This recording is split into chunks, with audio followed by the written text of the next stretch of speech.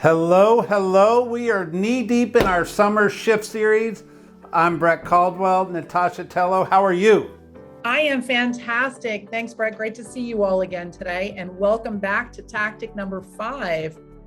Get to the table that matters. The table, the one you get paid at, right? Yes.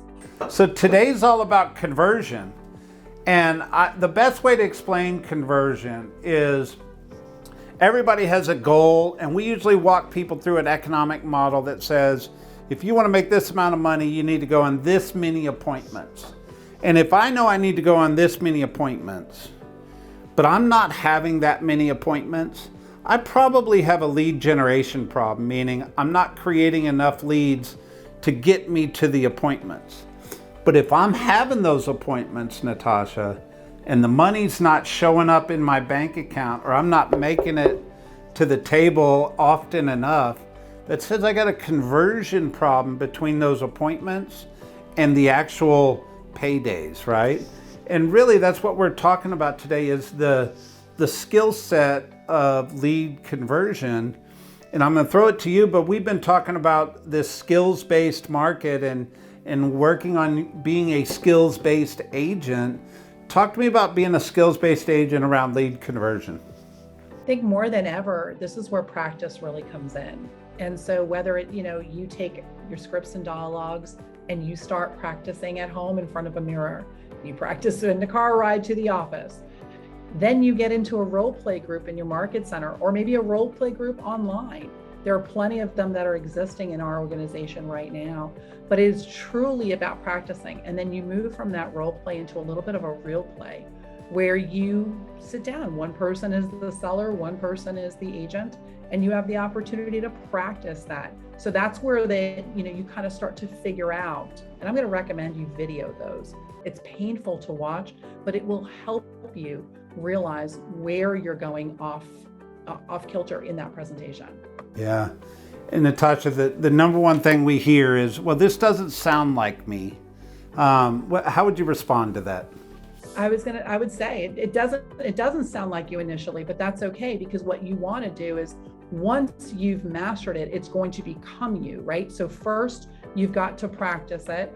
Only then can you, once you've mastered the scripts and the dialogues, then you can start to customize.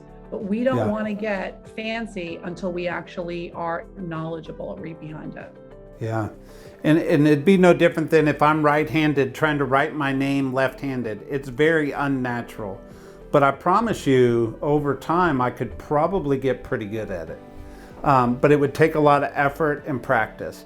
And really that's what we're talking about, is staying in the lane of getting good at lead conversion so your skill set causes you to get paid more. Because really, when we say work smarter, not harder, this is what we're talking about. Because the same number of appointments with great conversion puts more money in your bank. And that's why this skill set matters. And there's this word called accountability and holding yourself accountable. And in business, numbers matter, and we track everything, whether it's profit or leads generated or appointments had or closings created from those appointments. So conversion has a number to it too. And it tells us how good we are skill-wise at taking it from appointment to closing. And accountability really focuses on that number, that skill set. How do we hold it accountable?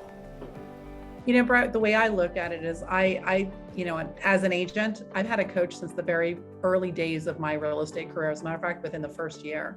And I currently have more than one coach. And as an agent, I could not operate without one, because there's things that they see our blind spots. They look at our gaps. When we're talking about lead conversion and looking at our numbers, as real estate professionals, that may not be our gift. Our gift may not be to look at our numbers, but I assure you, when I have my coaching call coming up, not only am I going to know my numbers and be prepared for my call, but there's areas that I may not understand, that coach is going to give me clarity. They see the things that I don't necessarily see.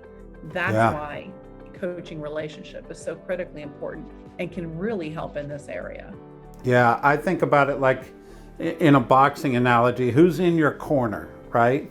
And most people are just not great at holding themselves accountable. So just the concept of trying to go at this alone is probably not the best approach. Yet it could be a peer, it could be a fellow agent that you guys just work on your skill sets together. It could be a great trainer. You know, there's lots of great training programs we bring to the table that help people really focus on scripts and objection handling and dialogue to improve their conversion skills. And as you made mention, I highly agree.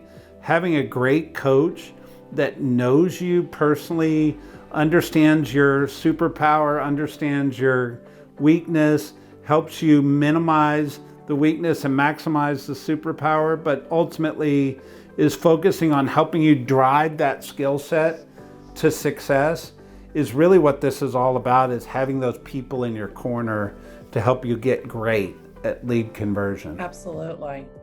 Is there a process that you would recommend? Like, how do we do this? How do we hold this lead conversion skill set accountable to getting great at it? Well, I think, again, it's part of your time blocking, which we discussed in the previous tactic.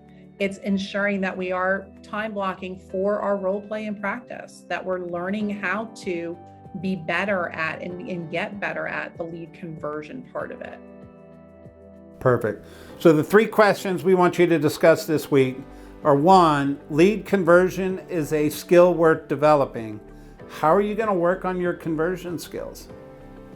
Question number 2 goes back to what you said, Brett. It's the boxing analogy, right? So who's in your corner? Who is supporting you? That's part number 1 of 2. And then who in your world is a peer, a trainer, or a coach that's working with you on mastery of your lead conversion? Awesome. And then 3rd is accountability. Like, what's the best way to track your numbers and hold your numbers accountable so you know if you're getting good? So there you go, Natascha. Tactic 5, getting to the table that matters and getting paid.